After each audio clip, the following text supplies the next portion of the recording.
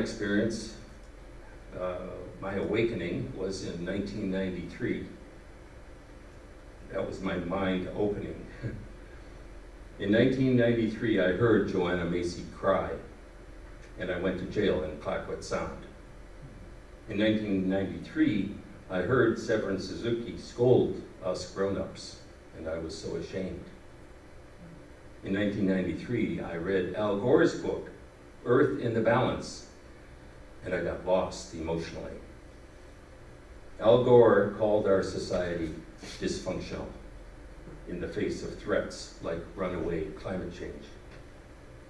In 1993, the message was clear. If we continued with business as usual, civilization would collapse by 2050. In 2050, our son, Ben, will be 66. I made a vow to him that I would do everything in my power to prevent that collapse of civilization.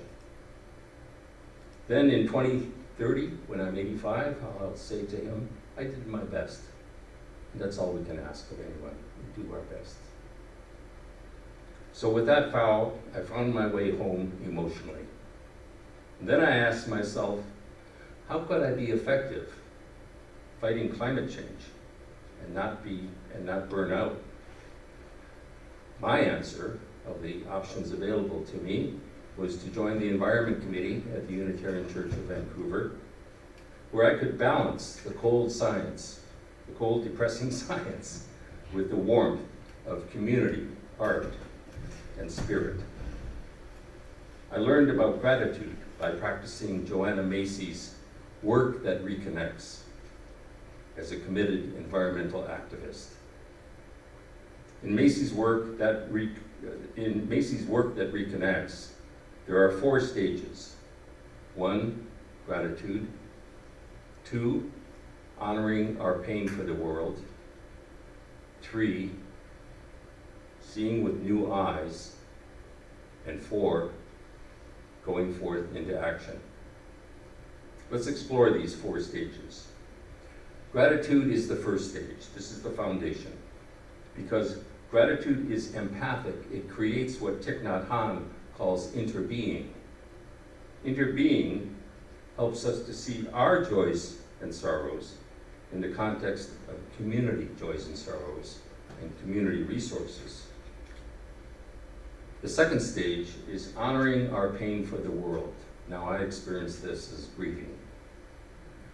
Honoring our pain recognizes the value of facing up to our predicament. If there's no fear, there's no courage. If there's no courage, there's no leaving our comfort zone. No leaving our fossil fuel business as usual comfort zone. It takes courage to live simply so that others may simply live, as Gandhi wrote. The third stage is seeing with new eyes. Macy writes, in the third stage, we step further into the perceptual shift that recognizes our pain for the world as a healthy expression of belonging to life. Seeing with new eyes reveals the wider web of resources available to us through our rootedness within a deeper ecological self. This third stage, seeing with new eyes, opens us to a new view of what is possible and a new understanding of our power to make a difference. The fourth and final station, going forth, involves clarifying our vision of how we can act for the healing of our world, identifying practical steps that move our vision forward. And then we return to gratitude and the cycle repeats, but at a deeper level. In fact, as I will show, a daily practice of written gratitude makes us so happy and healthy, so grateful that we want to heal what can be healed. We want to serve and express our gratitude through well-grounded generosity. Joanna Macy and the threat of nuclear war. This goes back to the 80s. Macy quotes Franz Kafka. You can hold yourself back from the sufferings of the world. That is something you are free to do, and it accords with your nature. But perhaps this very holding back is the one suffering you could avoid. In other words, truth may be beautiful, but it often isn't pretty. Joanna Macy's first book was called Despair and Personal Power in the Nuclear Age, written before the end of the Cold War, when many of us despaired of humanity surviving a nuclear war or a nuclear winter. Do you remember those days? Fear was rampant. As she worked with burned out anti-nuclear activists, Macy did not deny that fear. She showed how fear is the starting point for courage, and practicing gratitude provides ballast as we venture into the stormy seas of nonviolent direct action, such as the 19-year-long Women's Peace Camp at Greenham Common in the UK. Let us thank those women who camped in the winter rain to stop a nuclear holocaust. Let us thank the peace marchers, the International Physicians for the Prevention of Nuclear War, Greenpeace, the millions of heroes of that battle for sanity. In those days in the 80s, I never dared to hope that the Cold War and the arms race would ever end. Then out of the blue, the Soviet Union collapsed. And now, who knows? So now, I know what we don't know. We don't know the future. Sure, there will be unforeseen bad things like pandemics, but there will be unforeseen good things too, like the unforeseen end of people smoking everywhere.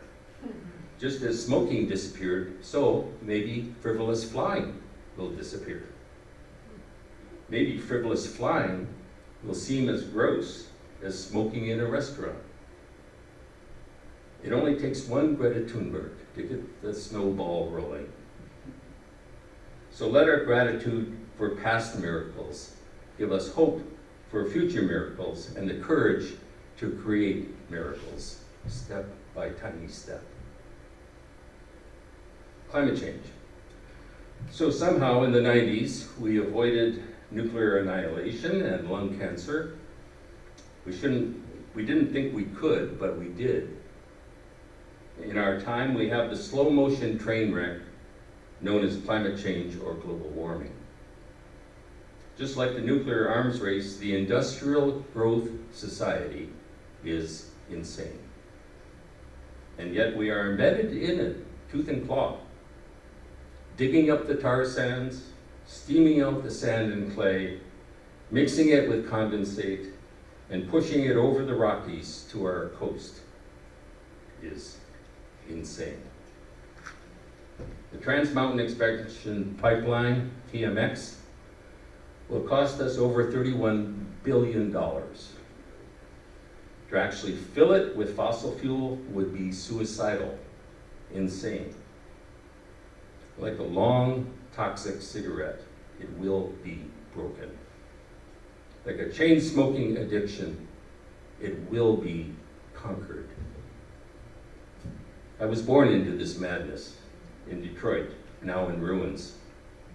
And now, here we are on the edge of the Pacific, fighting pipelines, coal ports, fracking, fighting to preserve Burns Bog and the Fraser River Delta, where 5 million birds rest on their annual migration, where millions of salmon go home, assuming they make it through the Broughton Archipelago. I would give up were it not for gratitude. I'm so grateful to SFU professor Tim Tuccaro, MD, who sat up in a tree in 2019 for 11 days and nights on the banks of Burnaby's Brunette River, trying to delay the deadly Trans Mountain Pipeline.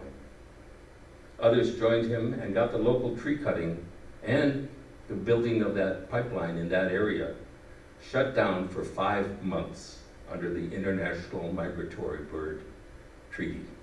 It's a great story about finding a hummingbird nest and getting the right government people to come and observe what they were doing in terms of breaking that International Migratory Bird Treaty. Sometimes you win. You have to be emotionally strong to do this work. I believe the daily practice of gratitude gives me that strength. So let's explore gratitude. Robert Emmons, psychologist at the University of California, has spent his career researching gratitude. Emmons encourages us to see what we are grateful for as gifts. The practice of gratitude simply helps us to see these things with new eyes and humbly accept them as gifts. One of Robert Emmons' practical gratitude books is called Thanks, How Practicing Gratitude Can Make You Happier. Whether you want to practice gratitude to turn despair into empowerment, to be sane in an insane world, or as Emmons suggests, just to be happier. This book has solid recommendations backed by top quality research. As Einstein said, science without religion is lame. Religion without science is blind. What is gratitude? Why get serious about it? And what is the most efficient and effective way to practice gratitude? A woman named Beth reviews positive psychology books for Amazon.ca. Beth gives this thanks book by Robert Emmons 5 out of 5 stars. And she says, there are 3 things that determine your happiness: circumstances, genetics, and intentional activities. Cultivating gratitude is an intentional activity, one you can practice that has been shown to increase happiness levels. But does it really work? In a word, yes. And I can say this with certainty because the author and others have conducted randomized controlled trials that have proven that cultivating gratitude can not only make one happier, but healthier as well.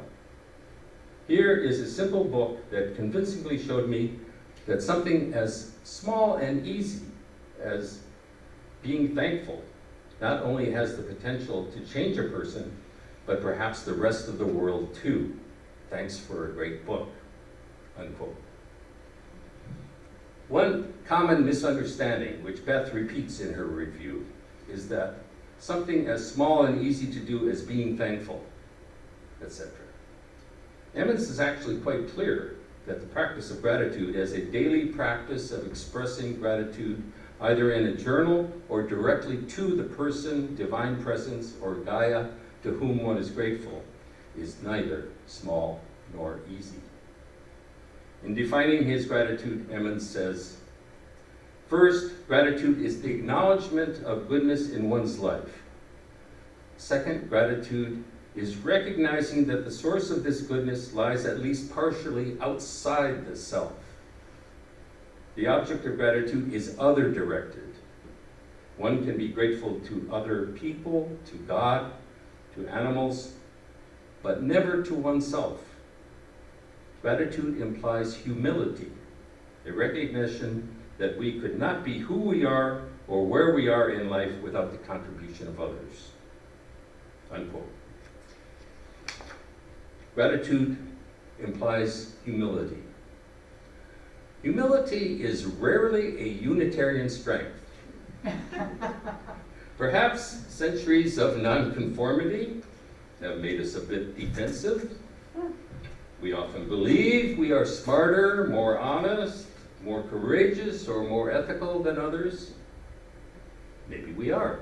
Maybe we could be. But without gratitude, this self-congratulatory smugness cripples us. Gratitude, according to Emmons, requires recognizing our indebtedness to others. That's not a comfortable feeling. We really are indebted to others for peace, for our comfortable lives, for our longevity, our food, for our hot running water, for everything. Without others, our lives would be impossible. So we take so much for granted, but the practice of gratitude helps us perceive the innumerable gifts coming our way.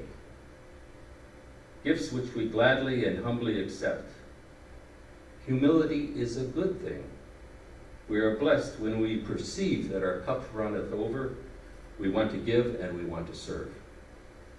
When grounded in gratitude, we trust that feelings will come and go like cycles of dark and light. We stop pushing against suffering. We relax and we become useful. Emmons says, gratitude requires that we affirm our dependency on others. So it's a hit to our ego that we are not so independent after all.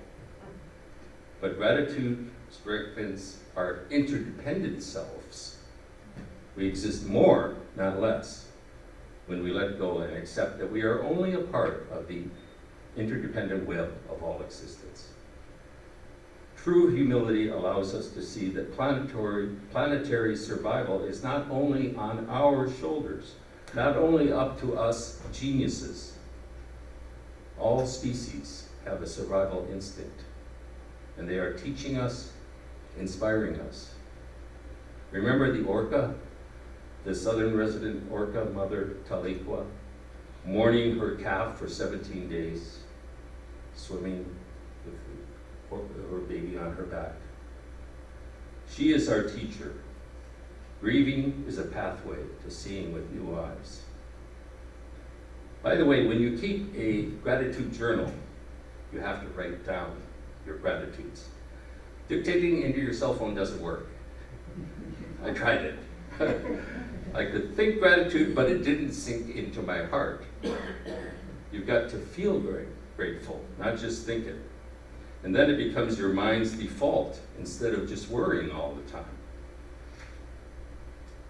I will close with this quote from Thanks, the book by Robert Emmons.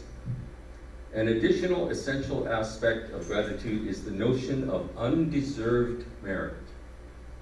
When I am grateful, I recognize that I have no claim on the gift or benefit I received. It was freely bestowed out of compassion, generosity, or love. The theological term for this is grace. So we have another trio of terms that go together: grace, gratis, and gratitude. They flow into one another. Perceive grace and you will naturally feel gratitude. Grace is unearned. It is a free gift. If you believe in grace, you believe that there is a pattern of beneficence in the world that exists quite independently of your own striving and even your own existence.